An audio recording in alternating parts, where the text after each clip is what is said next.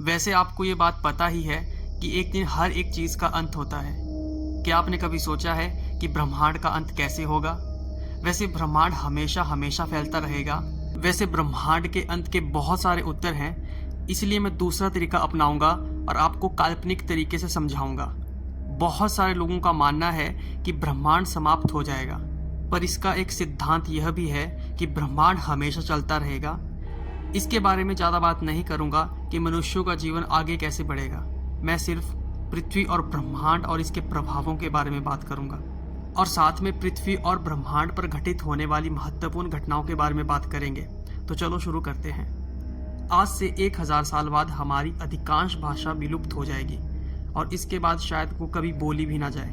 2000 साल के बाद ग्लोबल वार्मिंग बहुत बढ़ जाएगी और पृथ्वी का तापमान बहुत अधिक बढ़ जाएगा, और इसके साथ ग्रीनलैंड में बर्फ की चादरें और ग्लेशियर ज़्यादातर पिघल जाएंगे और समुद्रों का पानी 6 सेंटीमीटर से ज़्यादा बढ़ जाएगा। 13,000 साल बाद पृथ्वी का अक्षीय झुकाव उल्टा हो जाएगा और इसके साथ जितनी भी ऋतुएं हैं उनका समय भी बदल जाएगा।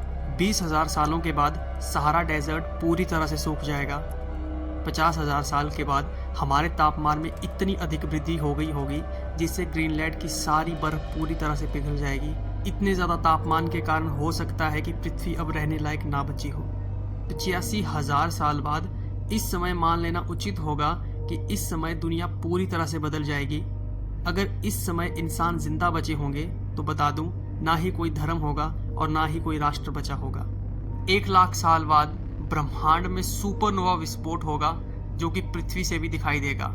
इसके साथ पृथ्वी पर एक सुपर ज्वालामुखी का विस्फोट होगा, परंतु इस समय मनुष्य ने कोई दूसरा ग्रह ढूंढ लिया होगा, या ऐसा हो सकता है कि मानव ने अब मंगल ग्रह पे अपनी बस्तियां बसा ली हो।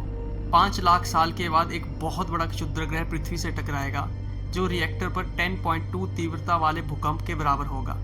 इससे पृथ्वी विलुप्त तो नहीं होगी, परंतु इससे पर्यावरण को बहुत नुकसान पहुंचेगा और इस समय पृथ्वी पर जो लोग बचे होंगे उनका पूरी तरह से खात्मा हो गया होगा।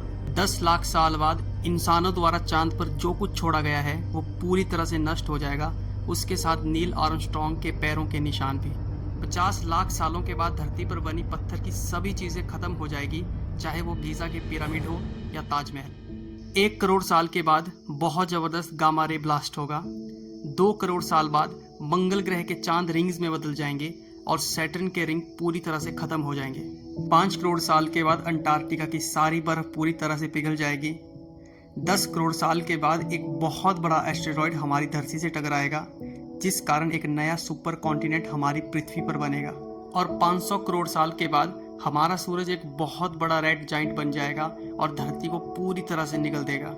1,00,000 करोड़ सालों के बाद सभी तारे मरने लगेंगे और जो बचे होंगे उनको ब्लैक होल निकल जाएगा और आखिर में सिर्फ ब्लैक होल का राज होगा। पर बाद में कई ट्रिलियन सालों के बाद वे एक दूसरे को निगल लेंगे और जो आखिरी में ब्लैक होल बचेगा वो भी कुछ लाखों सालों बाद खत्म हो जाएगा और उस समय यूनिवर्स में हर जगह अंधेरा ही अंधेरा रहेगा।